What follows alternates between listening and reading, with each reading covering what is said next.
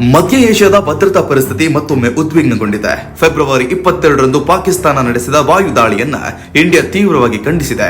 ಭಾರತದ ವಿದೇಶಾಂಗ ಸಚಿವಾಲಯದ ಅಧಿಕೃತ ವಕ್ತಾರ ರಣಧೀರ್ ಜೈಸ್ವಾಲ್ ಪಾಕಿಸ್ತಾನ ತನ್ನ ಆಂತರಿಕ ವೈಫಲ್ಯಗಳನ್ನ ಬಾಹ್ಯೀಕರಣ ಮಾಡ್ತಿದೆ ಎಂದು ಟೀಕಿಸಿದರು.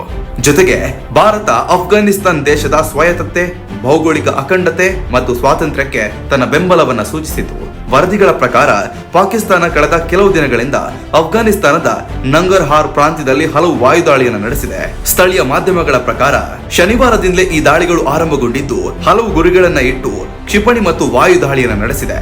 ಪಾಕಿಸ್ತಾನ ಸರ್ಕಾರ ಈ ದಾಳಿಗಳನ್ನ ಭಯೋತ್ಪಾದಕ ಸಂಘಟನೆಗಳ ವಿರುದ್ಧದ ನಿಖರ ಕ್ರಮ ಎಂದು ವಿವರಿಸಿದೆ. ಪಾಕಿಸ್ತಾನದ ಹೇಳಿಕೆಯ ಪ್ರಕಾರ ಇತ್ತೀಚೆಗೆ ನಡೆದ ಆತ್ಮಾಹುತಿ ದಾಳಿಗಳು ಮತ್ತು ರಂಜಾನ್ ಸಮಯದಲ್ಲಿ ನಡೆದ ಹಿಂಸಾತ್ಮಕ ಘಟನೆಗಳಿಗೆ ಕಾರಣರಾದ ಉಗ್ರರು ಅಫ್ಘಾನಿಸ್ತಾನದ ಭೂಭಾಗಗಳಿಂದ ಕಾರ್ಯಾಚರಣೆಯನ್ನ ಮಾಡುತ್ತಿದ್ದಾರೆ ಎಂದು ಆರೋಪಿಸಿತ್ತು.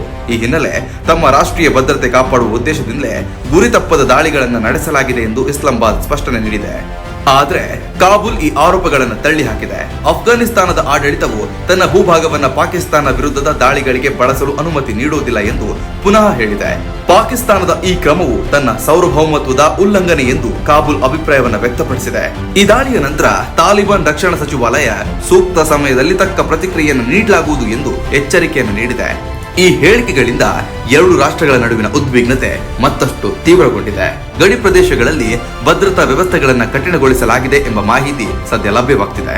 ಭಾರತದ ನಿಲುವು ಈ ಸಂದರ್ಭದಲ್ಲಿ ಗಮನಾರ್ಹವಾಗಿದೆ. ಭಾರತವು ಅಫ್ಘಾನಿಸ್ತಾನದ ಸ್ವಾಯತ್ತತೆಯನ್ನು ಬೆಂಬಲಿಸುವುದಾಗಿ ಹೇಳಿದ್ದು ಪ್ರಾದೇಶಿಕ ಶಾಂತಿ ಮತ್ತು ಸ್ಥಿರತೆಯ ಅಗತ್ಯವನ್ನ ಒತ್ತಿ ಹೇಳಿದೆ. ಹಾಗೆ ಪಾಕಿಸ್ತಾನದ ಮೇಲೆ ಮಾಡಿದ ಈ ಒಂದು ಟೀಕೆ ರಾಜತಾಂತ್ರಿಕವಾಗಿ ಮಹತ್ವವನ್ನು ಪಡೆದುಕೊಂಡಿದೆ. ದಕ್ಷಿಣ ಏಷ್ಯಾ ಪ್ರದೇಶದಲ್ಲಿ ಭದ್ರತಾ ಸಮತೋಲನ ಕಾಪಾಡುವುದು ಅಗತ್ಯವೆಂದು ಭಾರತ ಅಭಿಪ್ರಾಯವನ್ನ ಪಟ್ಟಿದೆ. ತಜ್ಞರ ಅಭಿಪ್ರಾಯದ ಪ್ರಕಾರ ಪಾಕಿಸ್ತಾನ ಮತ್ತು ಅಫ್ಘಾನಿಸ್ತಾನದ ನಡುವಿನ ಗಡಿ ಪ್ರದೇಶದಲ್ಲಿ ಉಗ್ರ ಚಟುವಟಿಕೆಗಳ ಪ್ರಶ್ನೆ ದೀರ್ಘಕಾಲದಿಂದ ವಿವಾದವನ್ನು ಹುಟ್ಟಿಸಿತ್ತು.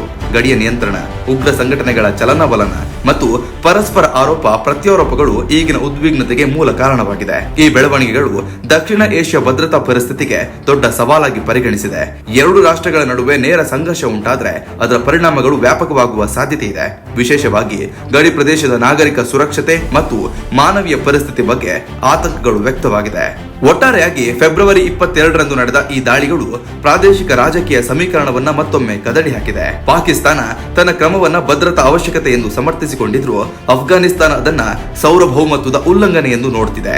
ಭಾರತ ತನ್ನ ನಿಲುವನ್ನ ಸ್ಪಷ್ಟಪಡಿಸಿ ಅಫ್ಘಾನಿಸ್ತಾನದ ಪರವಾಗಿ ನಿಂತಿರುವುದು ಪ್ರಾದೇಶಿಕ ರಾಜತಾಂತ್ರಿಕ ಚರ್ಚೆಗೆ ಹೊಸ ತಿರುವನ್ನ ನೀಡಿದೆ. ಮುಂದಿನ ದಿನಗಳಲ್ಲಿ ಮಾತುಕತೆಗಳ ಮೂಲಕ ಸಮಸ್ಯೆ ಪರಿಹಾರವಾಗುತ್ತೋ ಅಥವಾ ಉದ್ವಿಗ್ನತೆ ಮತ್ತಷ್ಟು ಹೆಚ್ಚುತ್ತೋ ಎಂಬುದನ್ನ ಗಮನಿಸಬೇಕಾದ ವಿಚಾರವಾಗಿದೆ.